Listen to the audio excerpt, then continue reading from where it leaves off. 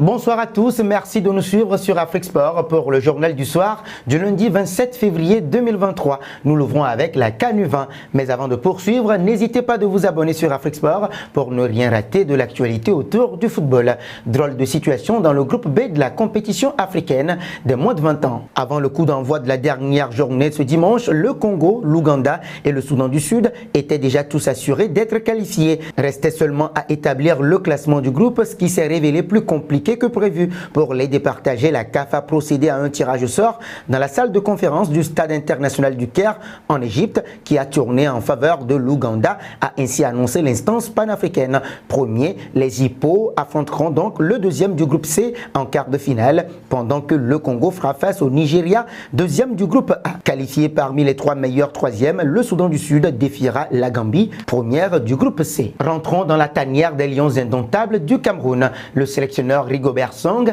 est en mission en Europe. Le sélectionneur camerounais Rigobert Song a rencontré Jean-Charles Castelletto, Ignatius Ganago, Karl Toko Ekambi et Christopher Wu ce dimanche en France, après le derby entre Nantes et Rennes 0-1, comptant pour la 25e journée de Ligue 1. Le manager était accompagné de Sébastien Migné, son adjoint numéro 1. Selon les informations de la FECAFoot, le manager sélectionneur des Lions indomptables a pris le temps d'échanger individuellement avec les 4 joueurs par rapport à leur situation respective en club, mais surtout par rapport aux nouveaux défis qui attendent les Lions indomptables et pour lesquels chacun d'entre eux pourrait être amené à jouer sa partition pour l'atteinte des résultats escomptés. Restons toujours dans la tanière du Cameroun, mais cette fois-ci en Allemagne.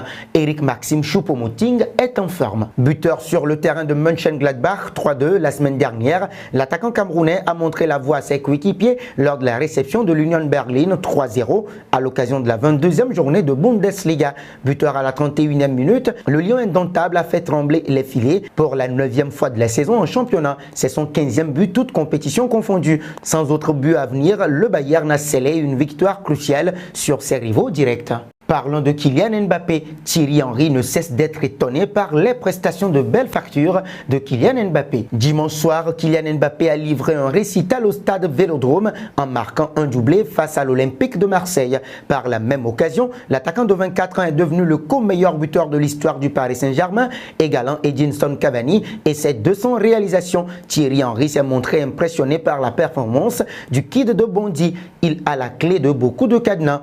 Il n'était pas là en coupe, il n'a pas perdu contre Marseille, donc il avait envie de montrer que le patron c'était toujours lui et encore une fois il l'a montré. Il fait peur, a déclaré le champion du monde en 1998 au micro de Prime Video. Avec Kylian Mbappé titulaire au coup d'envoi face au Bayern Munich lors du 8e de finale retour de Ligue des Champions, le Paris Saint-Germain peut espérer inverser la tendance, défaite 0-1 à l'aller et accéder au quart de finale de la compétition. Terminons avec la cérémonie FIFA The Best, concurrent du Ballon d'Or, qui a été décerné à Karim Benzema en octobre dernier.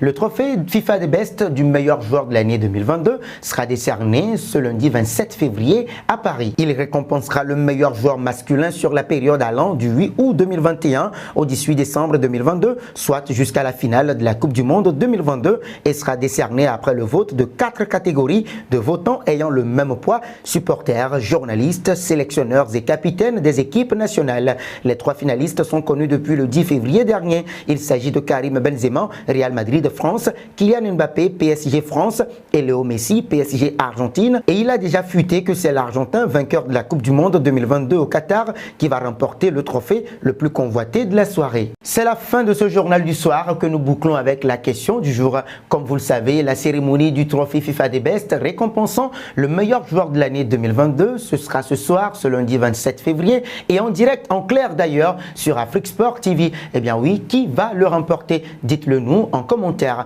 En attendant, n'hésitez pas de vous abonner sur Afrique Sport, c'est pour ne rien manquer de l'actualité autour du football.